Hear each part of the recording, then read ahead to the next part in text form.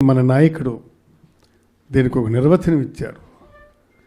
బీసీలు అంటే not only backward classes but also backward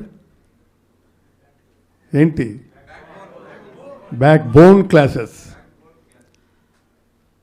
ఈ దేశంలో ఈ రాష్ట్రంలో బీసీలు అంటే బ్యాక్ బోన్ క్లాసెస్ అని. అసలు ఈ 10-11 నెలల్లో జరిగినటువంటి అరాచకాలు ఏమిటి, ఆ అరాచకాలు ఎవరెవరి మీద జరిగాయి? అణగారిన వర్గాల మీద జరిగాయా, పెద్దల మీద జరిగాయా? పెద్దల మీద జరిగితే మరికొన్ని దగ్గరలో మన అది పార్టీ పరంగా చూసుకుందాం. అణగారిన వర్గాలంటే ఇప్పుడు ఎంతమంది చనిపోయినారు? ఇప్పుడు కురుబ మన అనంతపురం కాదు, లింగయ్య, కురుబు లింగయ్య బీసీ, కురుబులు ఫెరోషియస్ అక్కడ.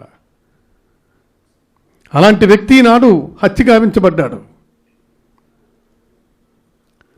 అక్కడ దాడి జరిపేటువంటి వాళ్ళు ఎవరు? ఈ విధమైనటువంటి అరాచకత్వం జరుగుతుంటే మనం చూస్తూ చేతులు ముడుచు కూర్చుంటామా? తిరుగుబాటు చేసి వ్యతిరేకిస్తామా? ఇవాళ విశాఖపట్నం తీసుకుందాం. ఆమెను మేయర్గా ఎన్నుకున్నారు, దించేసినారు. She belongs to Yadava. వాళ్ళు ఏమంటారు?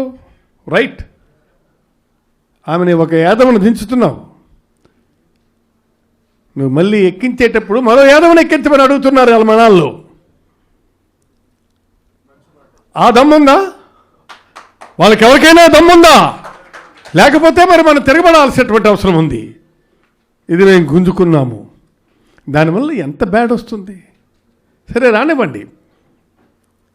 ఇది జరిగిన ఇన్సిడెంట్ తర్వాత విపరీతమైనటువంటి యాజిటేషన్ వస్తుంది. వైఎస్ఆర్ కాంగ్రెస్ పార్టీ, ఈ వైఎస్ఆర్ కాంగ్రెస్ పార్టీని నిలబెట్టాల్సినటువంటి బాధ్యత మనందరి మీద ఉంది.